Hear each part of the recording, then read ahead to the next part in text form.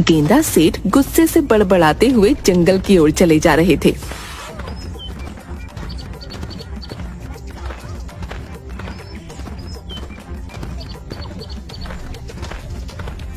मेरी पत्नी अपने आप को पता नहीं क्या समझती है। जरा सा भोजन क्या कर लेता हूँ, आसमान सर पर उठा लेती है। अब मैं गांव में नहीं रहूंगा, जंगल में ही रहकर अपना जीवन व्यतीत करूंगा। हाँ। अचानक गेंदा सेठ की नाक में ताजा ताजा फलों की सुगंध टकराई। अरे ये तो ताजे ताजे अमरूद और सेब की सुगंध है। वैसे भी घर से चलते हुए काफी दूर निकल आया हूँ। मुझे तो बहुत तेजी से भूख लगने लगी। मैं क्या करूं? गेंदा सेठ इधर उधर देखने लगे। तभी उन्होंने देखा कि एक साधु हाथों में फलों की टोकरी पकड़े हुए जाल में बंद था। अरे लगता है मुझे भूख कुछ ज्यादा ही लग रही है। जाल में बंद जानवर भी मुझे साधु नजर आने लगा। मैं कोई जानवर नहीं, साधु ही हूँ। अरे साधु महाराज, ये तो आप ही हैं, लेकिन आप इस जाल में कैसे बंद हुए? ये किसी शिकारी की करतूत है। जरूर उसने ये जाल जंगली जानवर को पकड़ने के लिए फेंका होगा और गलती से इसमें आप फंस गए। और शिकारी आपको ले जाकर क्या करेगा भला? आपको बाजार में कौन खरीदेगा? मूर्ख, बकवास बंद और मुझे इस जाल से आजाद कराओ। अब जरूर साधु महाराज, लेकिन वो क्या है कि मुझे भूख बहुत लग रही है। आप उसके बदले में क्या अपनी टोकरी के सारे फल मुझे खाने को देंगे? क्या? ये तो बहुत सारे फल हैं। क्या तू सारे फलों को खा जाएगा? साधु महाराज, आपके ये फल मेरी भूख तो नहीं मिटा पाएंगे। हाँ, लेकिन फिर भी मेरे पेट में जरा सा वजन पहुंच जाएगा और थोड़ी सी ताकत आ जाएगी। हाँ ठीक है, जल्दी से मुझे इस जाल से आजाद कराओ। साधु की बात सुनकर गेंदा सेठ खुश हो गया और उसने उस जाल को जमीन से उखाड़ दिया। साधु आजाद हो गया। तो तूने मुझसे फल मांगे हैं, लेकिन तूने मेरी मदद भी की है। ये ले, ये सारे फल, जाकर इन्हें आराम से बैठकर खा ले। अरे साधु महाराज, इतने फल तो मैं खड़े खड़े ही निपटा लेता हूँ। इतना कहकर गेंदा सेठ सारे फल बड़ी फुर्ती से खा गया। लगता है तुझे भोजन से बहुत प्यार है। मांग, क्या मांगता है? मुझे और क्या चाहिए साधु महाराज, मुझे तो बस बहुत सारा भोजन चाहिए। भोजन के अलावा भी बहुत कुछ है। आप तो बहुत पहुंचे हुए साधु लगते हैं। आप मुझे कोई ऐसा वरदान दीजिए जिससे भोजन मुझसे कभी भी अलग ना हो पाए। गेंदा सेठ की बात सुनकर साधु जोर जोर से हंसते हुए बोला, जा, मैं तुझे वरदान देता हूँ। अधिक भोजन मनुष्य की जान ले लेता है, लेकिन तेरे साथ इसका उल्टा होगा। जब तक तू भोजन खाता रहेगा, तब तक तू सुरक्षित रहेगा। भले ही चाहे यमराज तेरे सामने क्यों ना आ जाएं, भोजन खाते में वो तुझे अपने साथ नहीं ले जा सकते। इतना कहकर साधु महाराज वहाँ से चले गए। मगर साधु महाराज का वरदान गेंदा सेठ के दिमाग के ऊपर से निकल गया। ये कौन सा वरदान हुआ है? मेरी तो कुछ भी समझ में नहीं आया। एक काम करता हूँ, घर पर जाता हूँ। मुझे घर से नाराज होकर आना ही नहीं चाहिए था। अपनी पत्नी को मना लूंगा। मुझे बहुत तेजी से भूख लगने लगी है। गेंदा सेठ सीधा अपने घर की ओर गया, मगर गेंदा सेठ नहीं जानता था कि यमराज और चित्रगुप्त में उसी को लेकर बहस चल रही थी। लाओ चित्रगुप्त, पृथ्वी पर उन इंसानों की लिस्ट मुझे जल्दी से दो जिनकी आत्माओं को आज मुझे खींच कर लाना है। पृथ्वीवासियों को पता चलना चाहिए कि यम है हम। ये लीजिए यमराज। यमराज चित्रगुप्त की लिस्ट को देखते हुए आश्चर्य से बोले, ये क्या चित्रगुप्त, तुमसे कितनी बार कहा है कि तुम्हारा ध्यान अब काम से भटक रहा है। इस लिस्ट में तो सिर्फ एक ही इंसान का नाम है, गेंदा सेठ। यमराज, ये एक इंसान बहुत से इंसानों के बराबर है। आप इसे नहीं जानते? तो तुम ये कहना चाहते हो चित्रगुप्त कि हम कुछ नहीं जानते? शायद तुम भूल रहे हो कि यम है हम सब कुछ जानते हैं। क्या खाक जानते हैं आप? अरे पिछली बार आप एक 60 वर्षीय मनुष्य की आत्मा को उसके शरीर से खींचकर यहाँ ले आए थे। बाद में पता चला कि उसकी आयु 100 वर्ष की थी। उसमें गलती मेरी नहीं बल्कि तुम्हारी थी चित्रगुप्त। तुम्हारा ध्यान अब काम की तरफ कम बल्कि नाचती अप्सराओं की तरफ अधिक होता है। कितनी बार मैंने तुमसे कहा है कि अपने तौर तरीके बदल लो। देखो इन इंसानों को, ये अब अपना सारा डेटा टैबलेट और कंप्यूटर में फीड रखते हैं। तुम अभी तक वही कलम और कागज का यूज करते हो। आपको क्या हो गया है यमराज? मत भूलो, ये पृथ्वी लोक नहीं है। पृथ्वीवासियों से कुछ सीखना चाहिए। इंसानों ने टेक्नोलॉजी में कितनी ज्यादा तरक्की कर ली है, तुम्हें कुछ अंदाजा भी है? वो सब छोड़िए यमराज, जाइए इस गेंदा सेठ की आत्मा को खींचकर यहाँ तक लाइए। इस गेंदा सेठ ने पृथ्वीवासियों का जीना हराम कर रखा है। उसे इसकी सजा मिलेगी, उसे नरक में रखा जाएगा। तुम यहीं रुको चित्रगुप्त, मैं अभी कुछ देर में उसकी आत्मा उसके शरीर से खींच कर लाता हूं और अपने हाथों से उसकी आत्मा को नरक में डालूंगा, क्योंकि गेंदा सेठ शायद नहीं जानता कि यम है हम। इतना कहकर यमराज वहां से गायब हो गए। इधर गेंदा सेठ आराम से गहरी नींद सो रहा था। तभी अचानक वहां पर यमराज प्रकट हो गए। सो रहा है मूर्ख, आंखें खोल, तेरे सामने यमराज खड़े हैं। मगर गेंदा सेठ बहुत ही गहरी नींद सो रहा था। उसके खर्राटे और ज्यादा तेज हो गए। आंखें खोल मूर्ख मनुष्य, तेरे सामने यमराज खड़े हैं। अरे मेरी आवाज सुनकर तो बड़े बड़े सूरमाओं के रोंगटे खड़े हो जाते हैं, मगर तू टस से मस नहीं हो रहा। तू जानता नहीं है कि यम है हम। गेंदा सेठ सोते हुए बोला। पता नहीं मुझे ऐसा क्यों लग रहा है जैसे कि कोई बोल रहा है कि बबल गम है हम। बबल गम नहीं मूर्ख, यम है हम, यम है हम।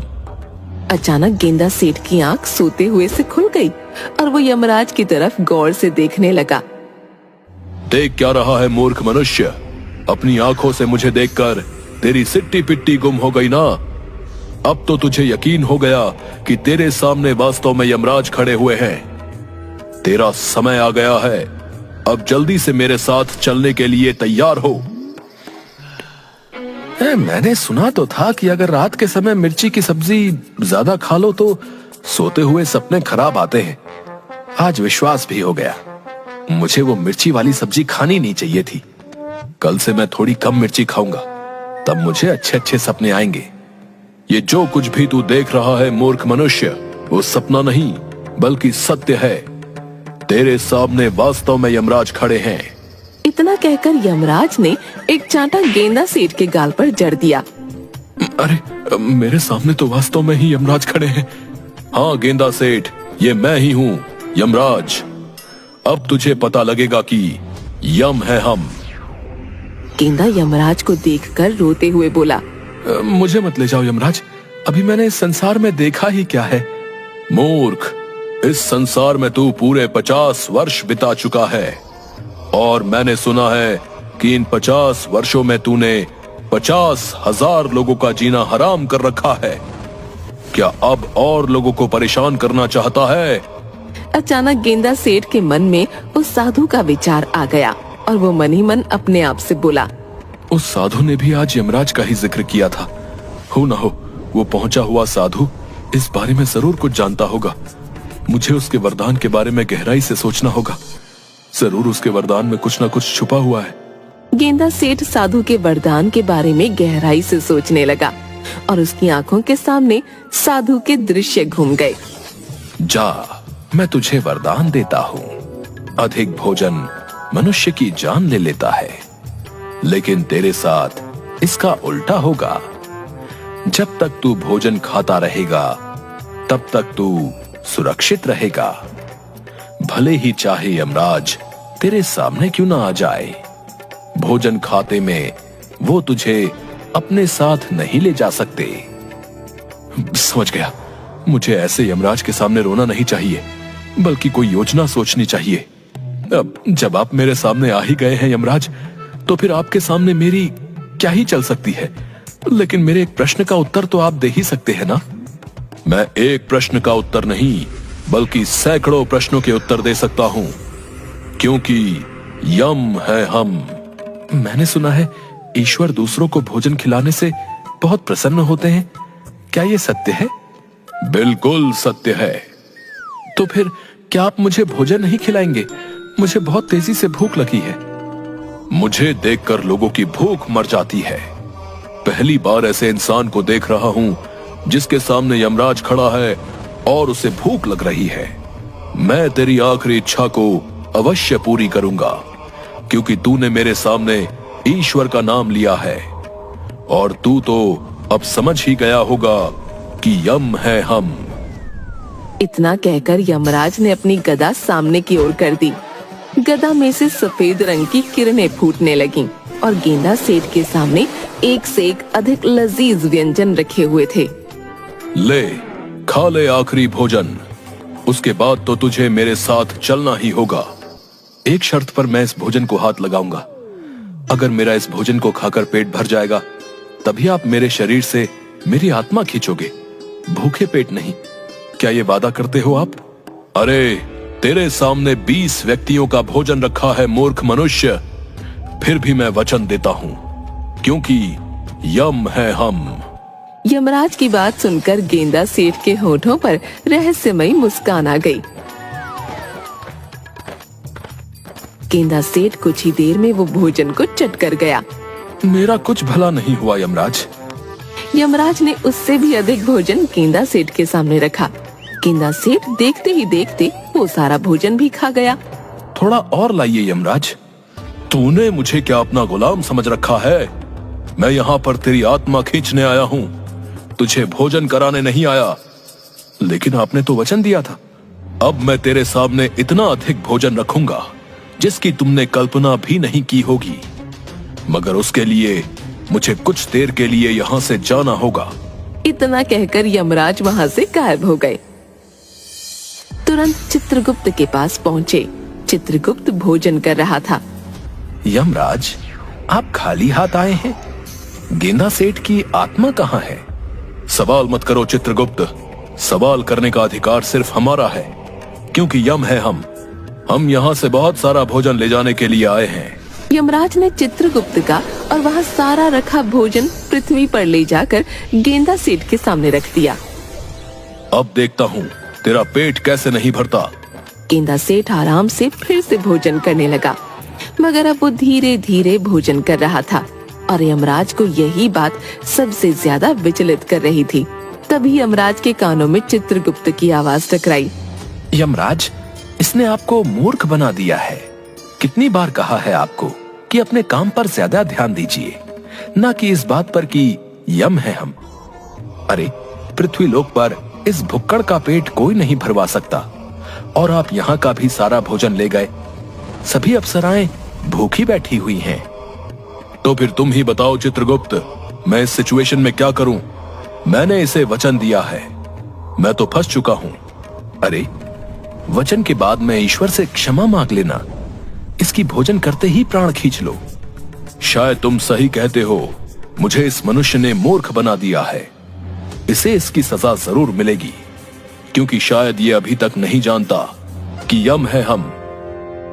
इतना कहकर यमराज ने जैसे ही अपने गदे से गेंदा सेठ के प्राण खींचने की कोशिश की, तभी यमराज का गदा उल्टा ही यमराज के सर पर पड़ गया। ये कैसे संभव हो सकता है? ऐसा पहली बार हुआ है कि मेरा गदा मेरे ही सर पर पड़ गया। यमराज क्रोधित होकर गेंदा सेठ की ओर देखकर बोले, मुझे बता मूर्ख मनुष्य, तेरे प्राण मैं क्यों नहीं खींच पा रहा हूँ? आप मेरे चाहकर भी प्राण नहीं खींच सकते यमराज, क्योंकि मुझे वरदान मिला हुआ है कि भोजन करते हुए अगर मेरे सामने यमराज भी आ जाए, तब भी वो मुझे अपने साथ नहीं ले जा सकते। वरदान, जहां तक मैं जानता हूं, तूने तो सिर्फ लोगों को परेशान किया है। आखिर तुझे वरदान किसने दिया? एक साधु ने मुझे वरदान दिया है। आखिर वो साधु तुझे वरदान देने वाला होता कौन है? वरदान देने से पहले उसे मुझसे पूछ तो लेना चाहिए था। साधु महाराज वरदान देने से पहले आपसे क्यों पूछेंगे? तभी वहाँ पर वही साधु प्रकट हुए और मुस्कुराते हुए यमराज से बोले, क्या हुआ यमराज? आप इतने क्रोधित नजर क्यों आ रहे हैं? यमराज ने क्रोधित होते हुए सारी घटना उस साधु को बता दी। आपको कुछ गलत फहमी हो गई है यमराज। गेंदा सेठ की आयु अभी इस वक्त 50 वर्ष है, जबकि ईश्वर ने इसकी आयु 100 वर्ष लिखी है। ऐसे कैसे संभव हो सकता है? मेरे पास चित्रगुप्त का दिया हुआ लेटर है, ये देखिए। मुझे लगता है कि आप इस लेटर को स्वयं देखिए। यमराज ने जैसे ही उस लेटर को देखा तो उसमें गेंदा की आयु 100 वर्ष लिखी हुई थी। जब मैं पृथ्वी पर आया था तब तो इसकी आयु 50 वर्ष लिखी हुई थी। हाँ, लेकिन जब मैंने इसे वरदान दिया तब ईश्वर ने इसकी आयु के 50 वर्ष और बढ़ा दिए। शायद चित्रगुप्त लिखना भूल गए। ठीक है गेंदा सेठ, अभी तो मैं जाता हूँ, लेकिन 50 वर्ष बाद मैं जरूर आऊंगा और उसके बाद मैं तेरी बातों में नहीं आऊंगा। वो सब तो बहुत बात की बात है यमराज, लेकिन आप जो भोजन लेकर आए हैं वो बहुत ही स्वादिष्ट है। इतना स्वादिष्ट भोजन तो मैंने पृथ्वी लोक में भी नहीं खाया। क्या आप थोड़ा सा भोजन और ला सकते हैं? गेंदा सेठ की बात सुनकर यमराज क्रोधित हुए और वहाँ से गायब हो गए, साथ ही साथ साधु भी। जो भी हो, इतना तो मुझे पता लग गया है कि दूसरों की सहायता जरूर करनी चाहिए। आज सुबह मैंने साधु महाराज की सहायता की और देखो कितना अधिक मुझे भोजन खाने को मिला। भोजन समाप्त करके गेंदा सेठ आराम से वहाँ पर खर्राटे लेकर सो गया।